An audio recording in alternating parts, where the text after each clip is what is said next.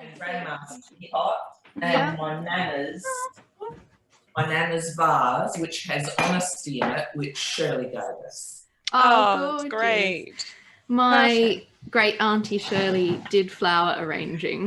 For those who don't know, she Oh, beautiful. Oh, you can almost see my attempt at a villainous cake bit now. It's neat. Let me just Well, that's good. So we have all the versions of Halloween, or the pagan alternative, which is nice.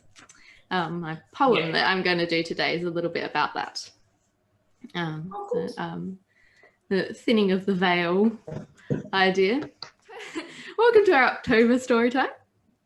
Our requests this month were some Halloween spooks, a Disney villain or a villain who's the hero of their own story, workmen in the home, overheard at the hairdresser, unusual family reunions, the concept of a coffin confessor, which is someone whose job it is to tell a secret at someone's funeral, and the soft side of people who are normally considered dark or scary.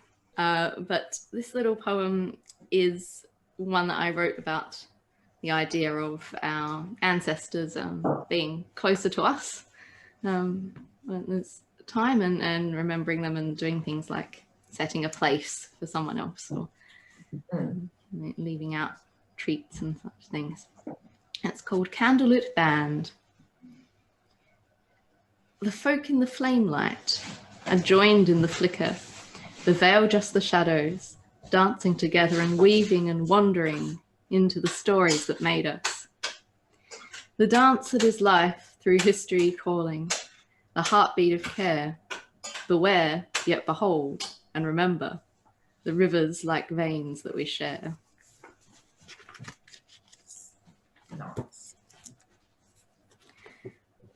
And it turns out I did not write a title on the story in the end. I've been pondering all week whether to call it what I thought, and I think it's probably best if we do just go with that. I got myself tied in knots when I looked up various things about the references of this title, but this is called Of Monsters and Workmen. You've had some of that.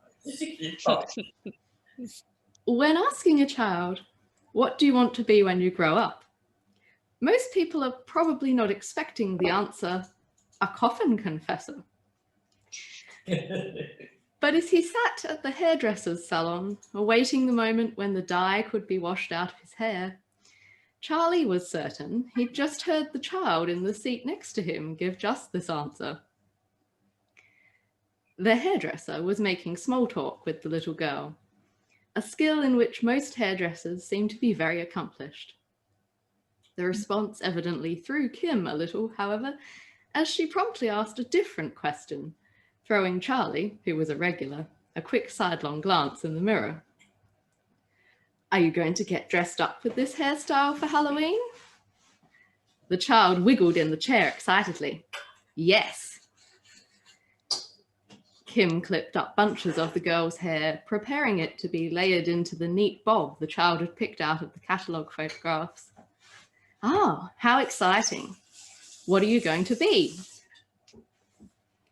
Gollum from Lord of the Rings, replied the girl. And then she added, my precious, for increased effect. Kim tilted her head as she sprayed water over the layer of hair she'd let down to cut. Oh, I see. Gollum doesn't really have a lot of hair, though, does he? She moved her cutting hand away as the little girl wiggled back further in the chair and put her feet against the wall. Not really. That's why it has to be short, so I can paint most of it. Charlie thought he probably shouldn't laugh openly at the child, so he turned to pondering his own hair, which was also being coloured and styled in preparation for Halloween. He didn't have any particular character in mind, merely that he wanted to accentuate a style which some of his friends had described as Disney villain. The especially strange thing about the youngster's earlier answer was that Charlie himself was a Coffin Confessor. It hadn't been his first choice of profession. Charlie had in fact wanted to be a magician, which was the origin of his Disney villain style choices of clothing, makeup, and hair. Unfortunately, he'd not been especially good at magic tricks. One day, Charlie had been asked to perform some tricks as entertainment for a man named Reese, who'd been told he had 3 weeks to live. It wasn't the pleasantest gig he'd been offered, but it seemed like a good deed. So off Charlie went to the hospital. Upon arriving at the ward, Charlie seemed to lose what little magical skill he possessed. He fumbled cards onto the floor, tore his special handkerchief, and set an indignant pigeon loose in the rafters, much to the consternation of the nurses and of Reese himself. "Listen, mate," the dying man piped up from the bed. "You won't be getting a tip for that hapless performance. I've never seen anything more miserable. I could be forgiven for thinking I was already dead and had been damned for eternity to watch ceaseless incompetence." Charlie was going to say something about the man being mean, but he supposed when you were dying, one probably had some leeway when it came to manners. "You want to do something in front of a crowd that will get oohs and ahs," Reese continued. "Pop by my funeral and tell that crazy lot I'm the author behind the pen name All the Skies." Charlie dropped all his playing cards again. "Are you really? Why on earth would you keep that a secret? I love your books." "Do I look like the type of person who'd write romance novels?" grumbled Reese. "They'll be horrified. Job will suit you. You look like a bringer of bad tidings." Charlie considered this strange request. "Why don't you just tell them now?" Reese made a sound. "I don't like oohs and ahs," he said. "And also, I'm not leaving any of them the royalty rights." And that was how Charlie ended up crashing his first funeral. He didn't think he wanted anyone to know his name, so he stuck with the stage name Carlisle that he had used for magic. Carlisle, Coffin Confessor, became a known name locally, as it turned out that quite a few people had a secret or two that they preferred only be conveyed after their death. As a regular harbinger of shocking revelations, Charlie's Disney villain aura seemed to grow wider and wider. In fact, it was because of his alternate persona as Carlisle, Coffin Confessor, that Charlie was now at the hairdresser, making a great effort to obtain the perfect villain's hairdo. A month ago, he'd received a booking from a woman who had secretly got married while on holiday in New York, never told her family the news, and maintained a long-distance relationship with her secret husband for the past 10 years. It was always wise to investigate the confessions people asked him to make. So Charlie had requested copies of some emails and messages and ensured the secret husband, Alastair Sutherland, existed in the world of tech marketing in New York. Indeed, the man did exist and had a very commendable CV online and details listed on his employer's website. He was also on the programs of several fancy-sounding technology conferences.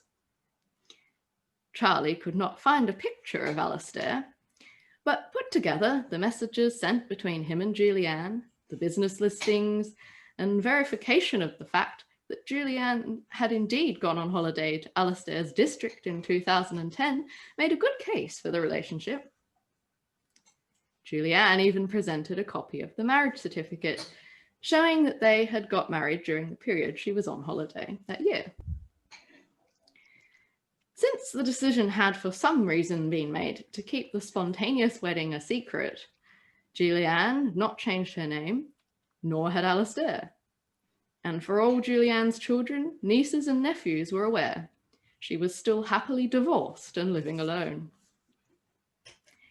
Of course, Alistair wished to attend the funeral and had flown in some time ago, carefully avoiding everyone else when visiting. Charlie's job was to make Alistair known at the funeral so that he could sing, apparently something he was good at, and so that it wouldn't be a shock to the rest of the family when he inherited all of Julianne's technological devices. Charlie was told these were many and cutting edge. Julianne's funeral was a very floral affair, with pot plants in every corner. Charlie wore his grandest cape. Julianne had specifically requested that he look, in her words, like death made up. He got a few looks on the way in, but mostly found he could hide amongst the veritable shrubbery that adorned the chapel. After the first eulogy, he swept to the front of the room with a dramatic cape flash and stole the microphone from the shocked celebrant.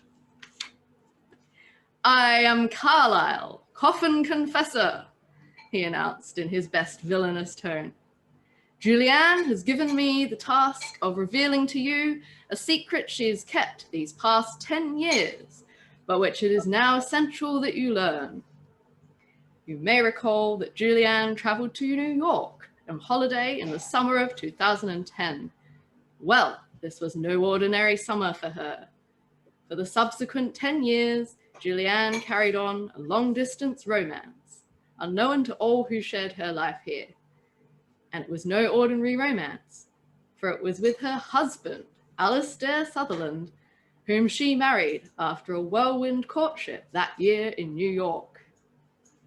Why she chose not to tell you all, Julianne did not convey to me. Perhaps it was for the mere excitement of the subterfuge. But today, as we remember her life, we should acknowledge the person who lit that life with romance for the last 10 years, a person who is here today. Alistair, if you would like to come forward now." A man stood up at the back of the room and made his way down the aisle, a dark flat cap shadowing his nondescript features.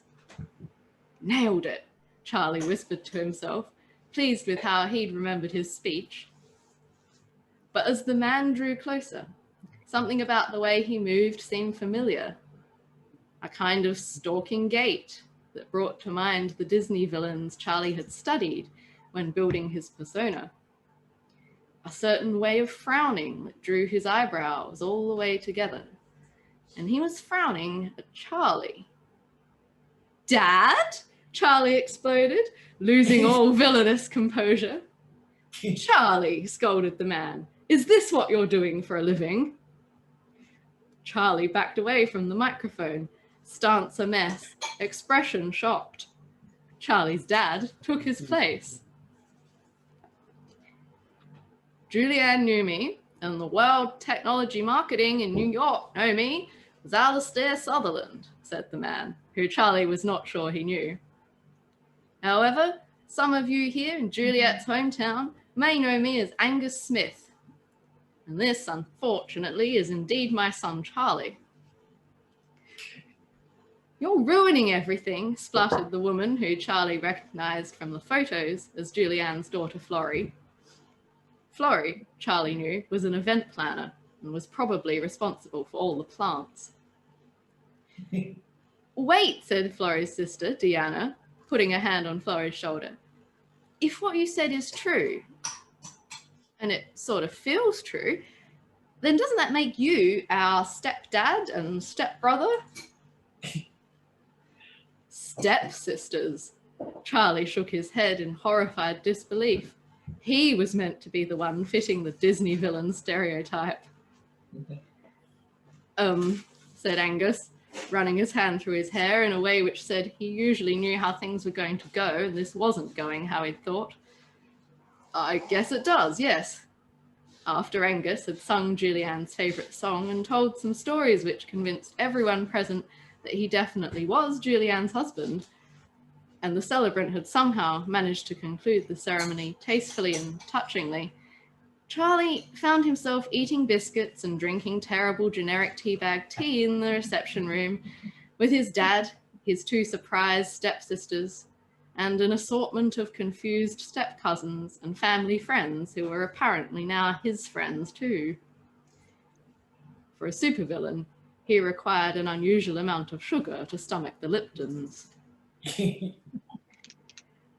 So, said Florrie, are we like getting together for Christmas and stuff now then? Dad doesn't usually get time off to visit at Christmas, Charlie replied, twirling his moustache, a habit he'd perfected through hours in front of a mirror. And I don't really do Christmas. Florrie looked as though this was a personal affront and sipped her tea quietly for a moment in disdain. What do you do? She asked presently, eyeing Charlie determinedly. Halloween? Charlie shrugged. I do Halloween quite well. And so, the whole intense mob of them were now coming to the home of Carlisle Coffin Confessor for Halloween in 2 days. Charlie explained this to Kim the hairdresser in a mixture of excitement and anguish.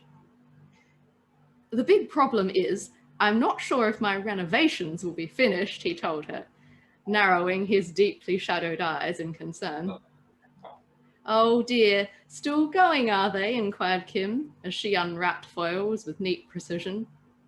Last time you were here, you said they were almost finished. Charlie glowered more, observing his glower in the mirror with a hint of satisfaction at its conviction.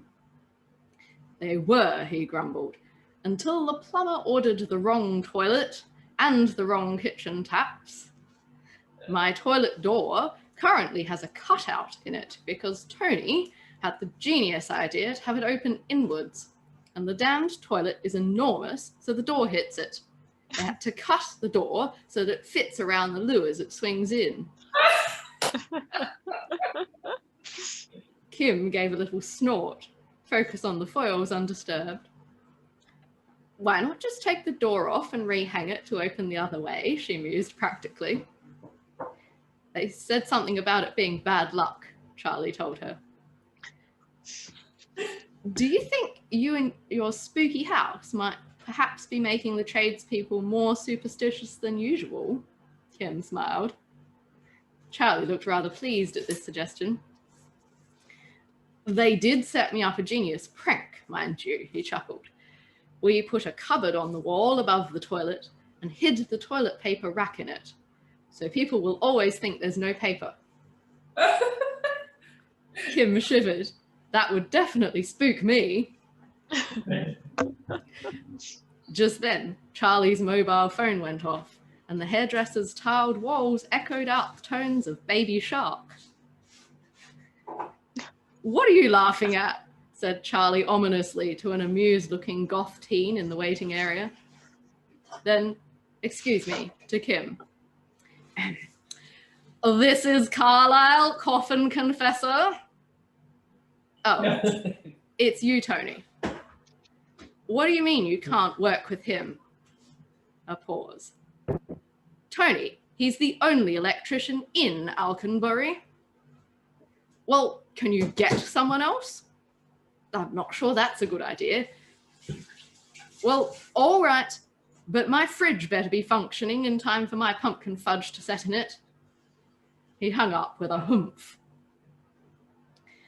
Unique personalities, aren't they, tradies? Commented a woman who was getting a perm a few seats away and overhearing.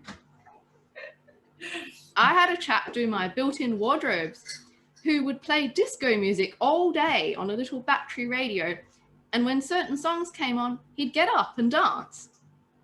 Trod on 3 china teacups and took twice as long as necessary to sand the doors because of it. She chuckled. I got rather fond of him, though. Charlie wasn't sure he wanted to chat to strangers getting perms. So he kept quiet while Kim washed out the blue and purple dye in an opalescent swirl. When Charlie returned from the hairdresser's, Tony was in the currently doorless kitchen with Jean, the cabinet maker, holding a stepladder for him whilst he tried to peer into the manhole in the ceiling. Tony's jeans were slipping down to reveal his boxers and bunching up around his muddy boots. Charlie was never quite sure where Tony got the mud on his boots from, since Charlie's yard was all gravel and topiary with no bare earth anywhere. The aforementioned mud and large wads of centuries-old dust out of the ceiling were drifting down like snow to coat everything in the kitchen. An improvement, Charlie admitted, to the gaudy bright yellow and orange paint that had until now made his kitchen resemble a circus tent. Oh, hello, Tony.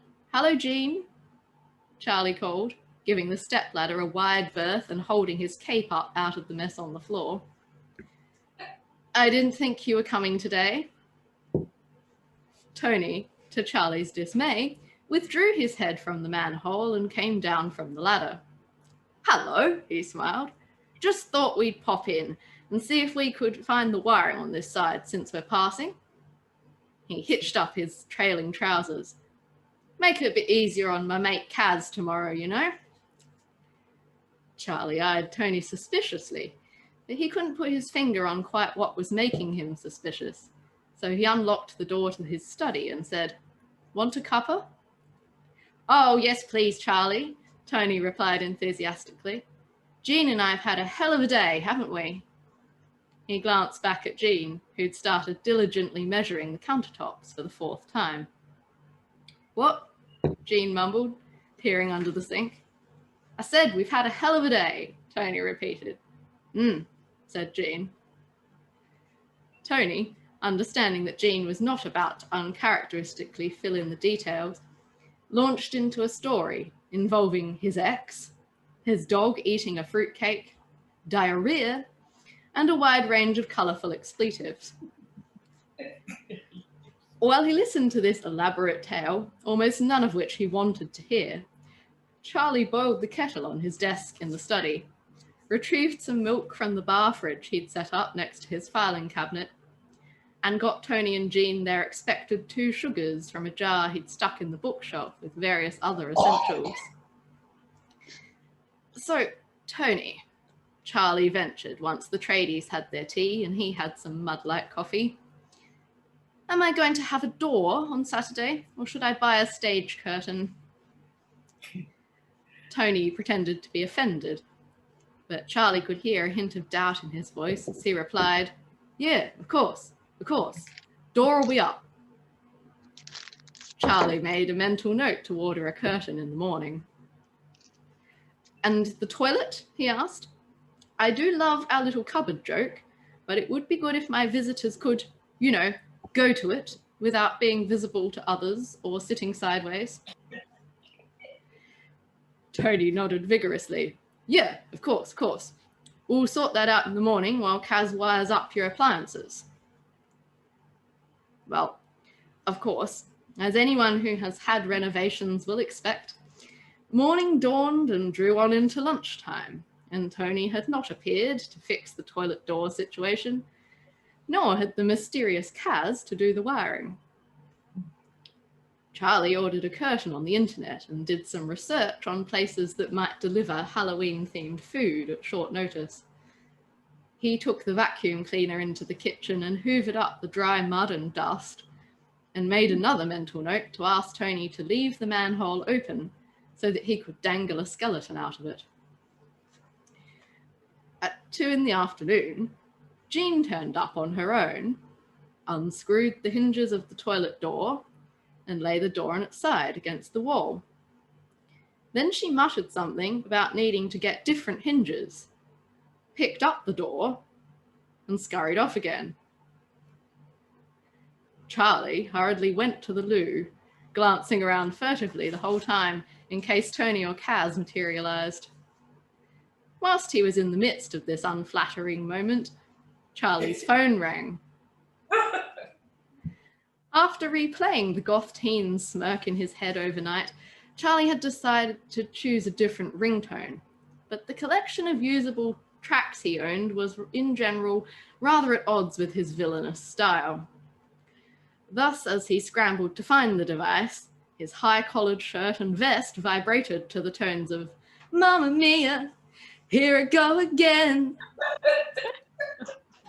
Charlie finally located and silenced the phone and paused for breath. "This is Carlisle, Coffin Confessor." "I see. Yes, that sounds like something I can assist with. Does the gentleman concerned know it was a con?" No problem at all. I will await your electronic mail." "Yes, that is correct. Goodbye." Charlie put the phone on the floor and flushed the toilet. While he was washing his hands and practicing his evil smirks, there was a clatter from the kitchen, and Charlie stopped and poked his head out the doorway to see Tony, and an individual he presumed to be Kaz, setting up a large ladder underneath the manhole. When he saw Charlie, Tony waved. "Hello, Charlie. Can I use the loo?" "Well, Jean took the door off," Charlie told him with some satisfaction. "So you'd better shut the kitchen and study doors and hope all of us stay out here." Saturday arrived, thankfully free of early morning appearances from the tradies, but predictably devoid of kitchen or toilet doors. Charlie got dressed in some ordinary clothes, accepting that he was going to have to get creative. After a brief think, he took a screwdriver to one of his mirrored wardrobe doors, removed it at the hinges, and attached it instead to the toilet, so that toilet-going guests would have a nice view of themselves. While smiling at this creation, Charlie had a brilliant revelation. The half-finished bits of the house, rather than being a problem, could become the perfect Halloween decor. Out the front, he had had a gate installed, the problem being that he did not in fact yet have a fence to go with it. Being a glass half full kind of a villain, Charlie hopped on the computer and produced a sign which said, "Keep gate closed, beware of pet crocodile," and adhered this firmly to the fenceless gate, applying some red paint for added effect. He ordered his online takeaway food and moved the table back out of his bedroom into the rather drafty kitchen. He got dressed in his darkest high-collared coat and put on purple lipstick that made his teeth look bright and dangerous. When his curtain finally arrived, he hung it over the kitchen entrance and draped it with fake cobwebs, and some real ones that had fallen out of the manhole. "Nailed it," he said to himself, standing back and admiring his efforts. Just as Deanna walked in, and the curtain fell down on her head, adding a ghostly layer to her vampire costume. Charlie's newly discovered family members were not much daunted by his decorations, much to his dismay. To his even greater dismay, they insisted on discussing the ethics of his profession over the wine and internet-bought finger food. "Isn't it a bit nasty to earn a living by divulging shocking news to people?" demanded Florrie, who had evidently given it some thought in advance. "Especially since you're announcing it when they're already upset." Charlie responded with his best glare. "Don't you see? I'm a villain. I'm not obliged to be nice." Said Deanna. "I don't buy that story. You don't seem like a real villain to me. I heard you listen to Baby Shark." "Who told you that?" exclaimed Charlie, once again thrown off his game and shocked out of his glare. "I overheard someone saying so at the hairdresser," Deanna grinned. "Those things are almost always true." As if to prove Deanna's point, Charlie's phone began to ring, this time blasting "Let It Go" from Frozen, and everyone laughed at him. Infuriated, Charlie rejected the call and tossed the offending device onto the table, where it landed in a plate of bread rolls shaped like pumpkins. He considered carefully what to say. "Well," he said after a while, A real villain is not made by appearance or musical taste, but by behavior. There are monsters, which are wild beings that are dangerous by nature, and then there are villains, who are unpleasant by choice. A villain schemes, plots, and methodically carries out wrongdoings. So, if my occupation is in a sense a wrongdoing, then it logically follows that I am indeed a villain, though you may laugh at my ringtones. Deanna mulled this over, pulling apart a bread roll so that she could fit it into her mouth around her stick-on fangs. You have to ask what's worse, though, don't you? A person taking a secret to the grave, or people being shocked, but at least getting to know the truth. Not all the secrets you tell are unpleasant ones. Charlie looked skeptical. How can you be so sure? You aren't my booking agent. He neglected to say that he didn't have such a thing. Ours wasn't unpleasant, said Florrie, a bit reluctantly. What? But you said I ruined everything, Charlie objected. I just meant the service. I was surprised, but she shrugged. You told us Mum was in love for the last 10 years, so that's pretty nice, really. Also, you told us we had a stepdad and a brother, and now we're here doing Halloween, which we've never done, but it's also nice. Charlie wasn't sure what to say to this. He wasn't quite sure what he was supposed to be if he wasn't a villain. Yeah, Deanna chipped in. I wouldn't really say you plot and scheme wrongdoings. Mostly, you figure out the right words to tell people something that someone couldn't find the right words to say themselves. Lots of people make words for a living. At least yours are honest. Charlie opened and closed his mouth a few times. Eventually he said, So, I have stepsisters. But you're definitely not evil stepsisters. So I guess none of us fits any of the fairy story boxes. Florrie smiled. Is it true that you can do magic tricks? Charlie made a grimace larger than his makeup already painted. Can might be a strong word. But Florrie and Deanna insisted, so Charlie got out his old card deck and his magician's top hat, and somehow, after no recent practice at all, and years of fumbling, he successfully produced Deanna's card and an egg out of his pocket. Nailed it, he exclaimed in surprise. And just then, Tony came through the curtain, looked around at the unfamiliar tribe in the kitchen, and said, I've come to put a door on the toilet.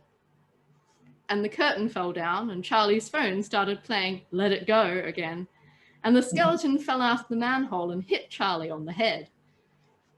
But since even villains are not always villainous, unexpected stepsisters are not always evil, tradespeople are not always in your house at the wrong times, and surprising news isn't always unpleasant.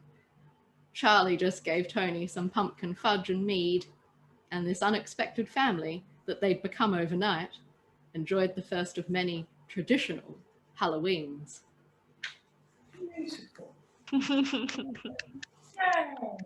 Yay. That's a good moral. I like the moral of the story. Now that was really interesting because I don't know whether you knew that we had a bathroom without a door. Oh, you did have a bathroom without a door. I didn't know that.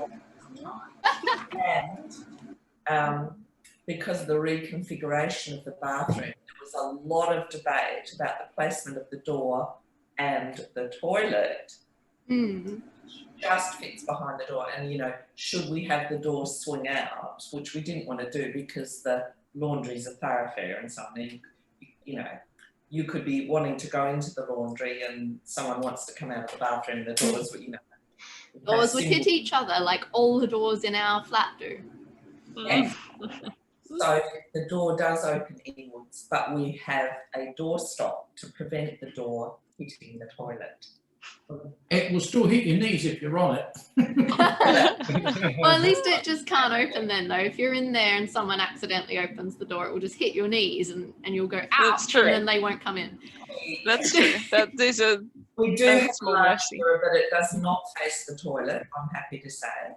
And you cannot view yourself from the toilet.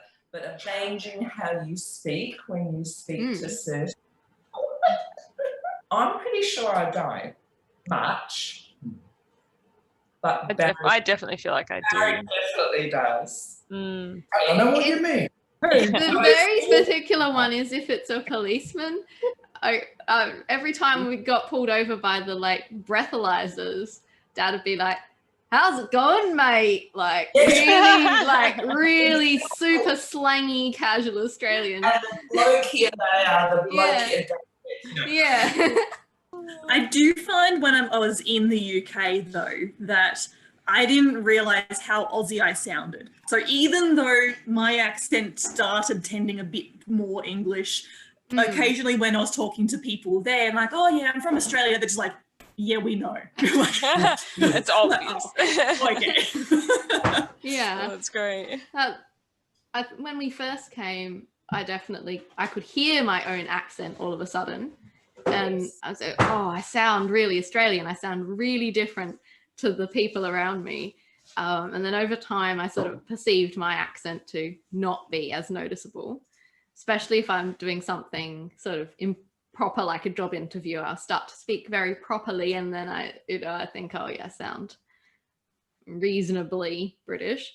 And then when we come home now, I'm like, "Oh, everyone sounds really Australian." And it's very much like the experience of when we went to New Zealand on our honeymoon. I knew what a New Zealand accent sounded like, and of course there was the beach diz thing was going around. So everyone was doing the fish and chips and the beach diz, bro. And then but that was comedy. And then we got there, and they really did sound like that, and it was a little bit like, "Oh, don't find it funny because you've seen a cartoon with this whale speaking in a New Zealand accent. Yeah, this is just people's just how they voices." talk. So changing the way you speak depending who you're with. We do have different voices for different people. We do. And different voices for your animals. Oh, well. Oh, yeah. Yes, that's a very specific voice. I wonder, Lloyd has made a small robot, and I'm intrigued as to whether we speak to this small robot as we would speak to an animal. Oh, here it is. It's a bespoke robot. Oh, hi. It's so funny. Thing at the front is a little tongue, or what is it? Yeah, what is that? What's This bit here at the bottom? Yeah. This is has ball bearings so that it can turn 360 degrees when it's moving. Because if it just goes forward and back, that would be a problem. So it has these little rollers. They're a bit noisy on the floor. And then it's two little eye bits there. Use ultrasonic, like a bat. I think we'll have to have a bit. There'll have to be a robot in the next story. Okay, well, that can be our first request then. A robot. Robot's big day out. Robot's big day. It was a Star Trek movie, actually. Oh, yeah. And they kept adding to this robot. So eventually the robot could suck in galaxies and things, and it just grabbed stuff, Oh, I don't think Lloyd's planning that. Yeah, I don't think we'll suck in any galaxies. Okay.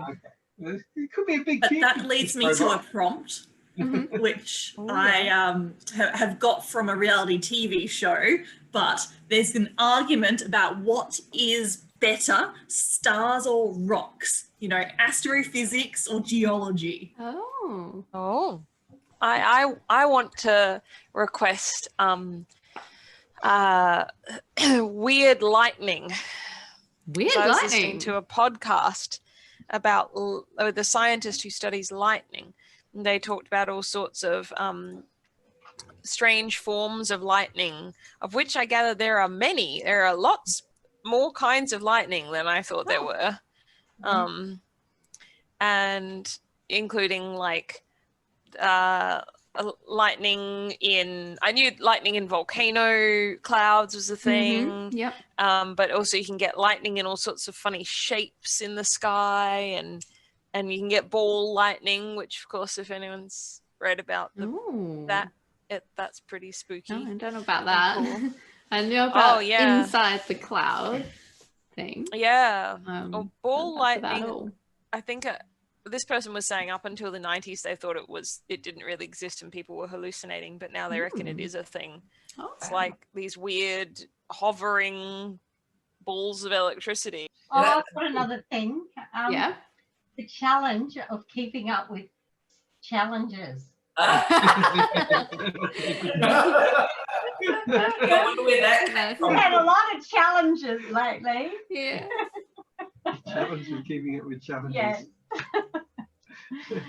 My friends do a different, thing each month. One month it's the food ration challenge. The next month it's run a marathon. The next month it's do, 5 kilometers every single day for the month. And you're like, gosh, one a year maybe. It's Thistle. Hello, Thistle. It's a rabbit. Oh, he's a little baby rabbit, a little dwarf one. Yeah. He's just like Nismo, but with special eye makeup. He has eye makeup like a villain. Like a villain, exactly. I thought, seeing as I don't have a costume, you can see Thistle's costume. Yeah. I think he's dressed as a ghost. Pretty Yeah. similar. Yeah. Yeah, there you go. Very See, similar. There you perfect. go. You can have some of my carrot. Yes, oh, he would love that. He's been eating carrot tops all day, so he's quite happy about that. I'll just say I had in uni, one time I tried to do the smoky eye trend and one of my friends just asked me what was wrong. And I'm like, oh. Yeah. Oh, damn. Yeah, that's saying if I do too much on it, it does just look like I've been crying or have an injury or yeah. Oh, that's terrible. What a response. What's wrong? Okay, so we're gonna have robots, stars versus rocks, weird lightning, possibly interesting bikes and transport type things, and the challenge of keeping up with challenges. Tegan, your hat is obvious. Tell us about the rest of the costume. Is it a cape? So this one, when it's the right way round, it was actually like a ladybird cape. But I always wear it the wrong way around, so it has like the dramatic Yeah, Great. witch and vampire costumes. I love it. But it's also totally in keeping with the story Sarah did tonight, with the villain that's actually got the ladybird dots underneath. yeah. And I don't think it's also kind of got glitter on the hat, but Get a shot of them. Thistle looking. Oh, and Thistle looking right. Is it Thistle? Mm-hmm. Oh. That's one of the. The sheep. Yeah, Sean the sheep. That's cute. Oh, you've got a wooden cat. Okay. Oh, look at the eyes. Oh, yeah.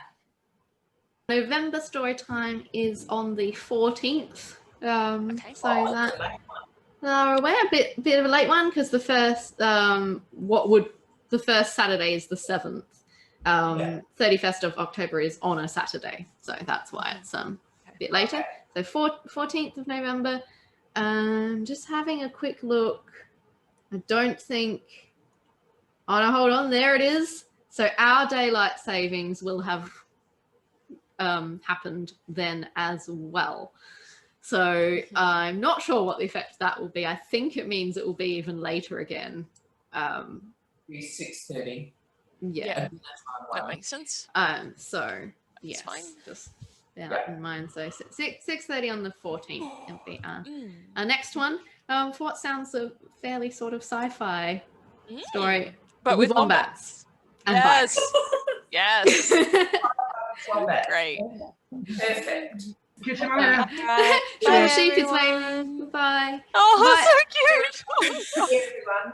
Okay, Thank you all for see coming. See you next time. Sarah.